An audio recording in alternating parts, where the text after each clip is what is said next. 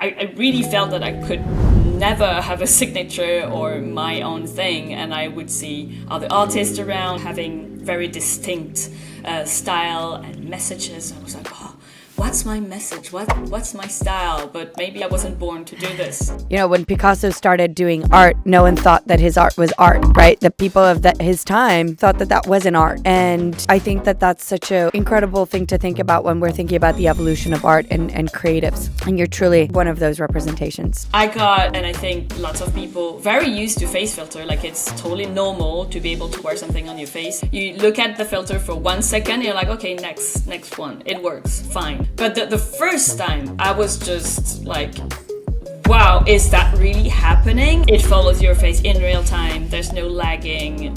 It was just like, okay, I guess that's real. Welcome to Beyond Luxury, where we explore emerging trends and take them one step further. Join us as we redefine the meaning of luxury in today's ever-evolving world. Building on the themes of my book, Beyond Luxury, The Promise of Emotion, we invite thought leaders from fashion, beauty, wellness, travel, hospitality, culture, and tech to share their insights and story. Ines, thank you so much for being here on the Beyond Luxury podcast with me today. I am super happy to have you coming in from Paris. I am here at the Apple Podcast Studios in London in Platoon 7. And it's truly an honor for me to have you here because your journey is quite different. It's truly inspiring. And you're one of the pioneers in what you're doing right now as an art director and really going into the beauty and fashion industries and becoming one of the 3D makeup leads in this space. So I really would love to hear from you how all of this expression of identity really and merging of technology, beauty, craft, and futuristic narratives that you've been doing work all together. You've showcased your work in many, many renowned brands like Dior, Burberry, Selfridges, Studio Halia now, and of course, Prada. I would love to hear your story from really the beginning and how this all happened, how it unfolded, and how you go from loving makeup to going to 3D makeup creation and really looking at the future of all of this.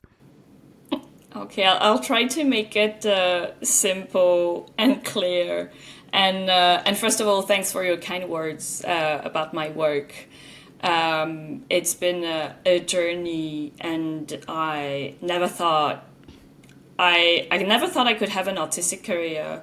I never thought I could do something even special.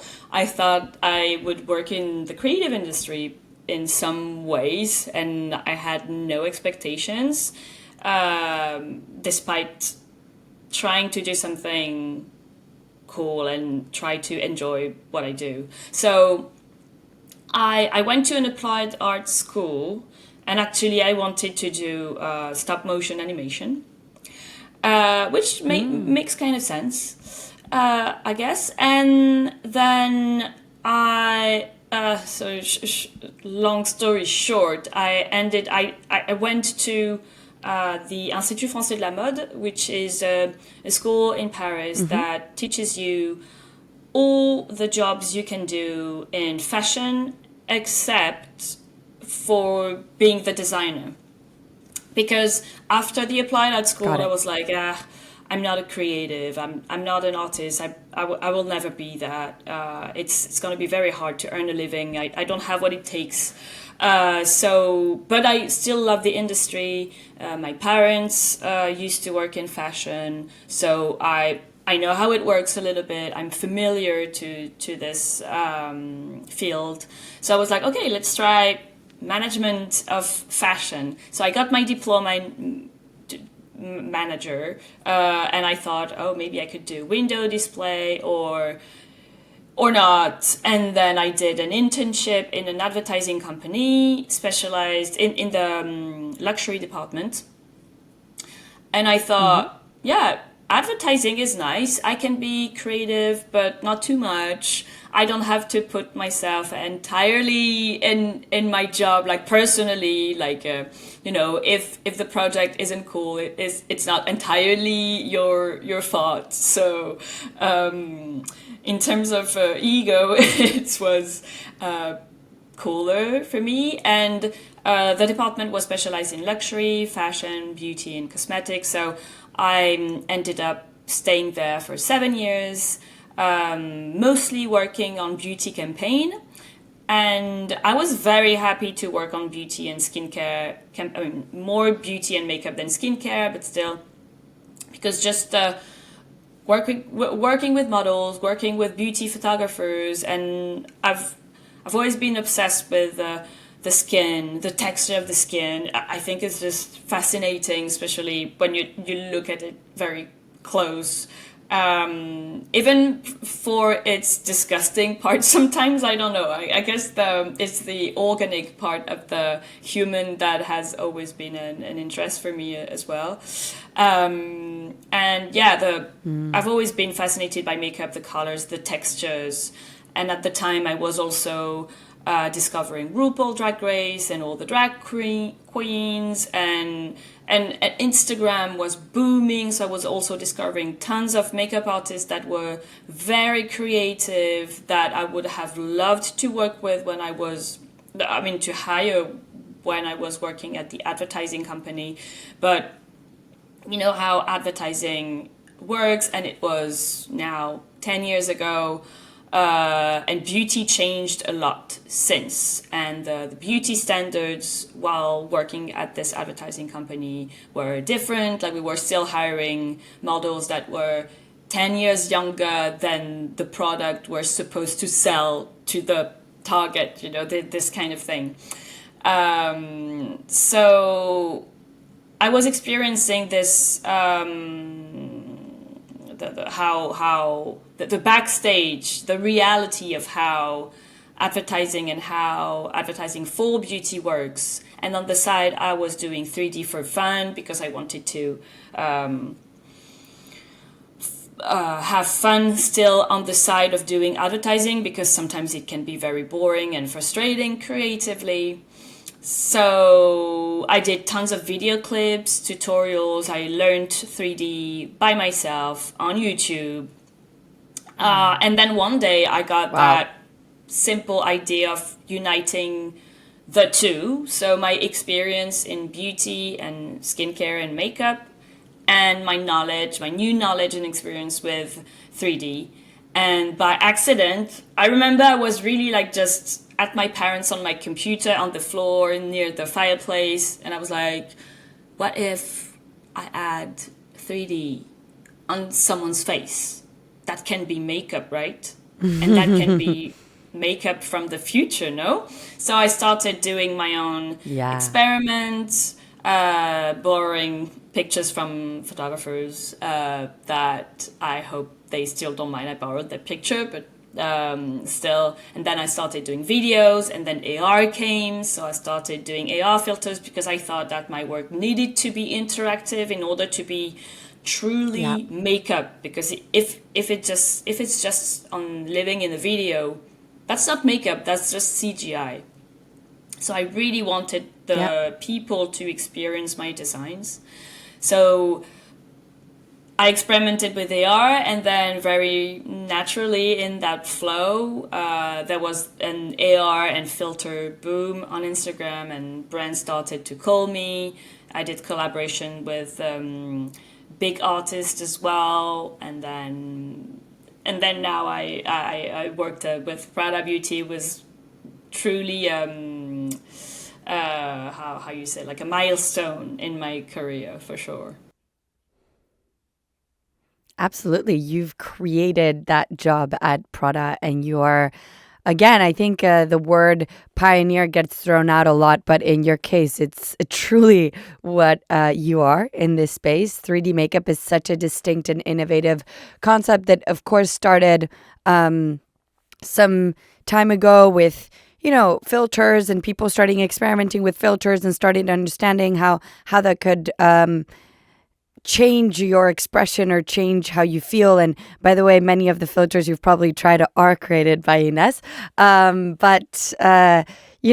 Just to have that as now you're not creating filters on social media. Now you're creating digital beauty as a creative director and artistic director for one of the biggest luxury brands. And that is a huge milestone.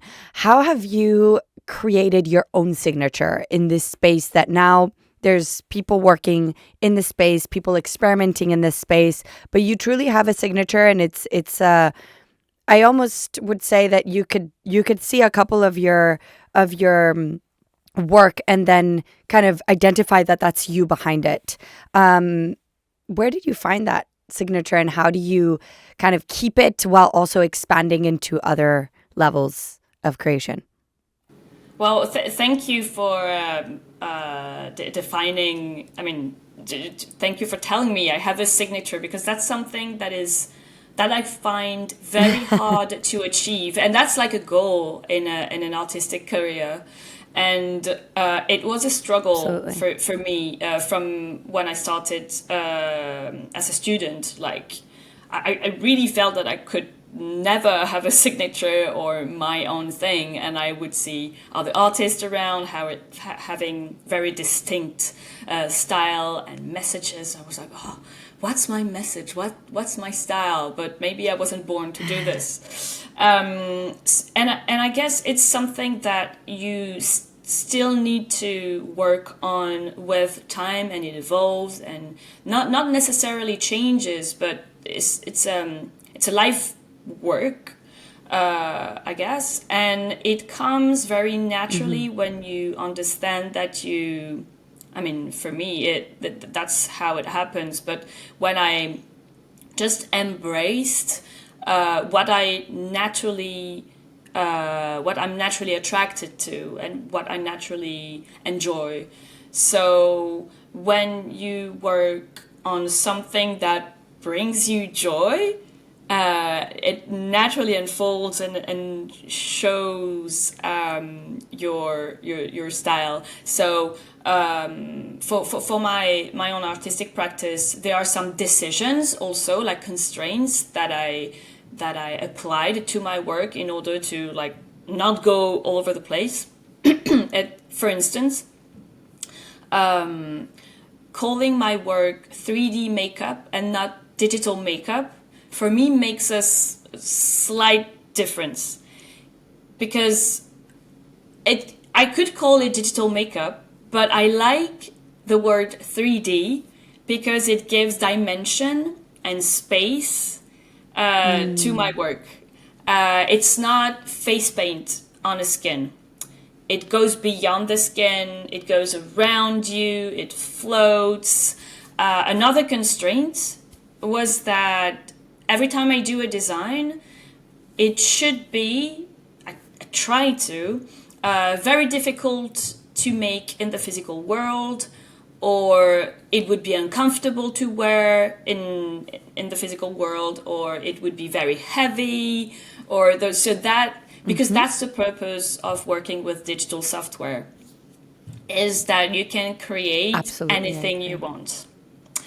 So I thought, okay, if everybody, not everybody, but if it's easy to do in the physical world, then let's just print it. Let's just make it. So I thought, okay, if that layer needs to be magical, otherworldly, out of this planet.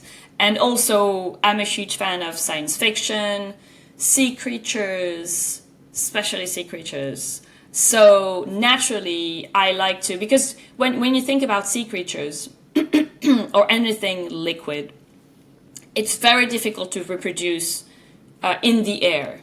And for us, the human species, and that's why when you go dive, and I don't dive because I'm scared and I'm diabetic, so I'm scared to die under the water, and I'm also scared to be eaten by a shark. But I would love to. All of those are fair. Right. But this world is already another planet. It's in our planet, it's on Earth, but for us human, it's already such a different world. But with AR and with CGI and with 3D, I can bring that world to us. And we can be sea creatures and mermaids and aliens. So, and of course, the pastels and the iridescence and all the textures that it can be reproduced sometimes, most of the time, in our physical world, but is, especially in France, are not the easiest to wear, because people will look at you because you're all shiny and glossy and colorful, and every time you wear and you look different, and you're not like classic black person in Paris, people look at you. So I like this kind of makeup to be like a representation of how much freedom you can have with digital makeup and digital self-expression, if that makes sense. Stop everything you're doing. If you love our podcast and are passionate about the future of luxury, don't forget to hit follow. The more followers we have, the bigger guests we can bring on. Without you, we couldn't do what we do. So thank you. That makes total sense. And I love that you always use this word, otherworldly. I think it's really something that you feel, and that's part of the signature that we were referring to before. It always makes you feel something other than what you can feel in real world, right? And I think that that's such a beautiful way to look at how we can use these technologies today. I think at the beginning of these technologies, we were very focused on reproducing what was already in real life, and that's not at all what these technologies, in my opinion, where they should be directed. These technologies are here to take us one step further. You can't wear a dress made out of fire, but what if you could?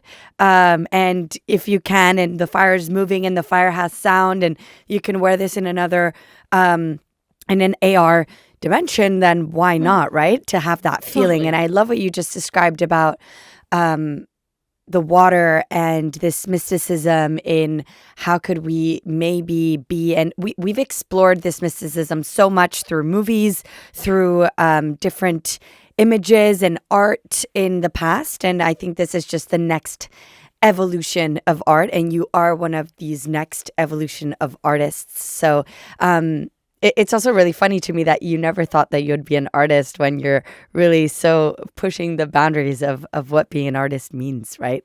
So it's really it's really, funny for me incredible. too.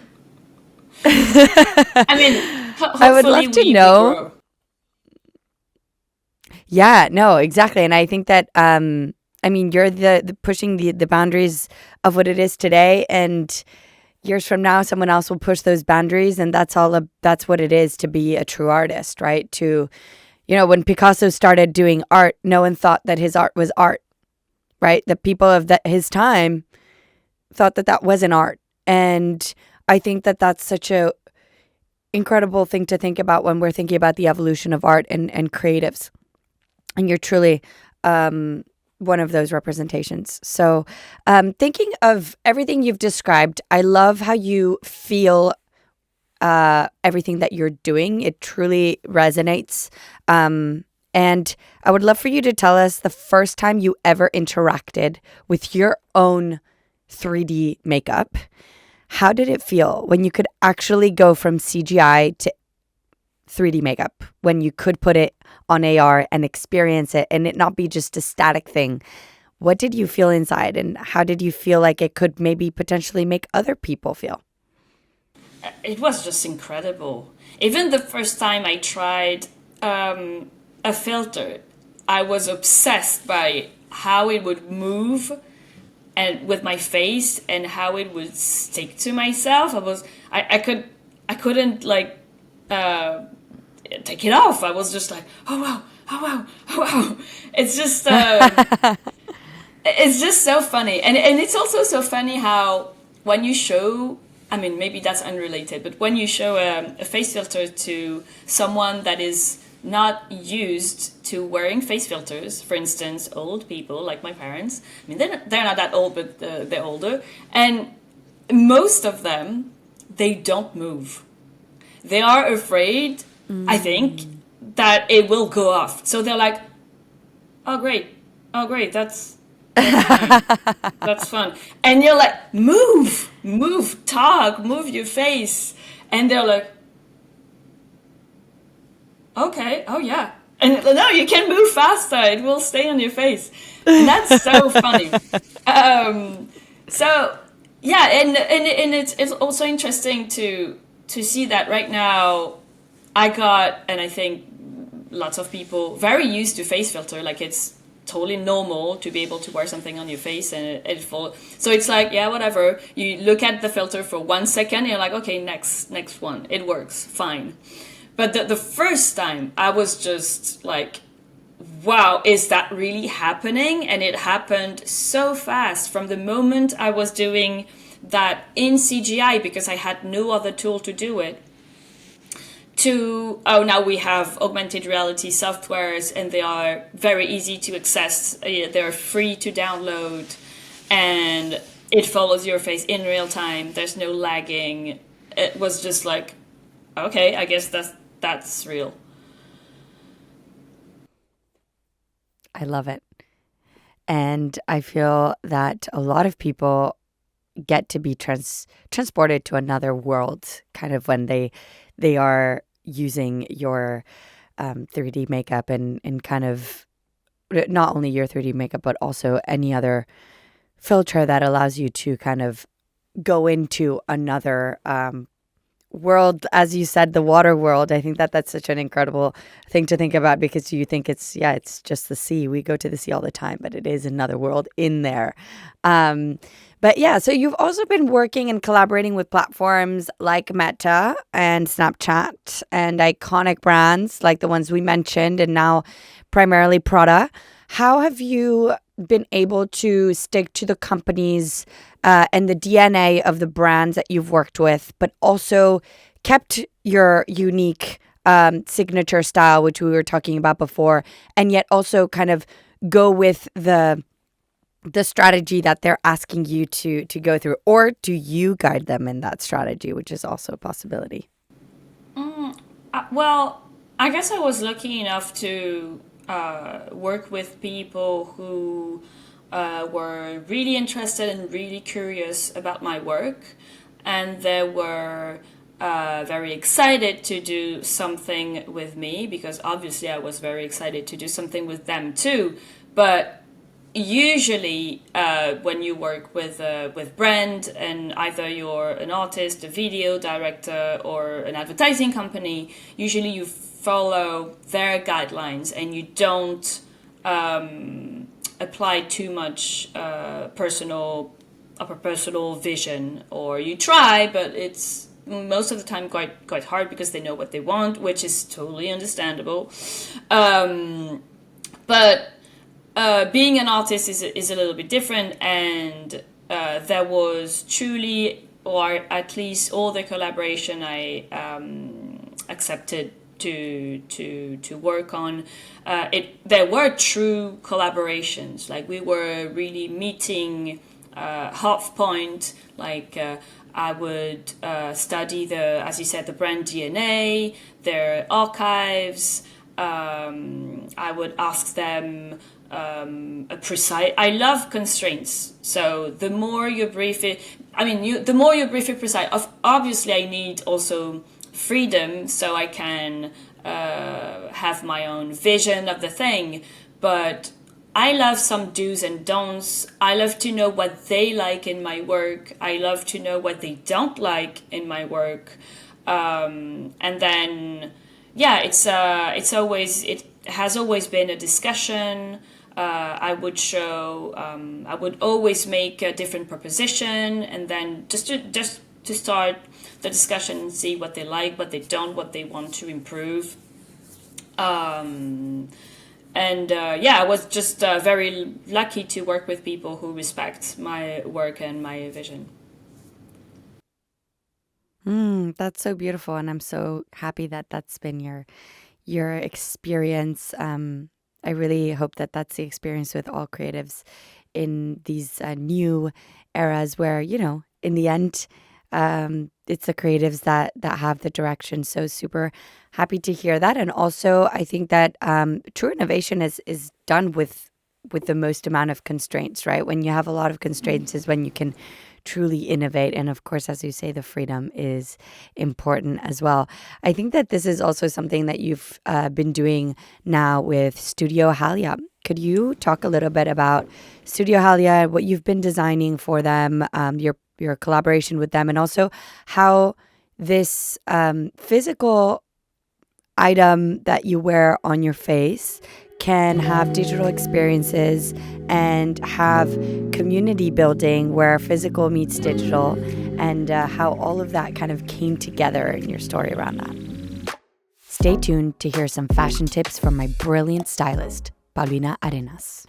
Hi, Paulina. I'm so excited for you to be here today. You've been styling me for the past few months in my personal life, in my professional life, in my speaking gigs, in the galas I've been to.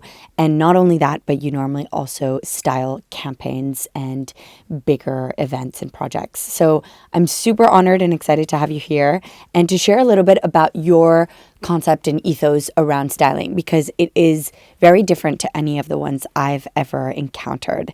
And one of the topics that I'm really, really interested in is the way that you make a concept around the intention and investment around pieces, and how you've kind of reshifted and rewired my brain to think about purchasing pieces with more intention.